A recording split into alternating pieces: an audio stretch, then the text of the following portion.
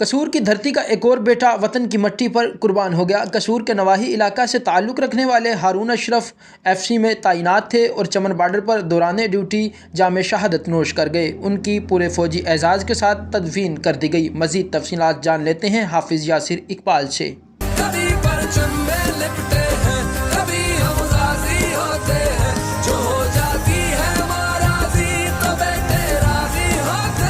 جی بالکل، یہ گنڈا سنگھ کے نواحی گاؤں تارا گڑھ کے رہائشی ہارون اشرف جنوری 2021 سے FCC میں بھرتی ہوئے اور چمن بارڈر پر تعینات تھے۔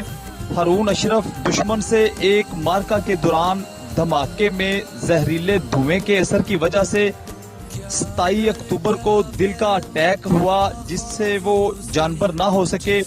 میں آپ کو بتاتا چلوں کہ شہید ہارون اشرف کا بڑا بھائی طیب اشرف بھی FCC میں تعینات ہے۔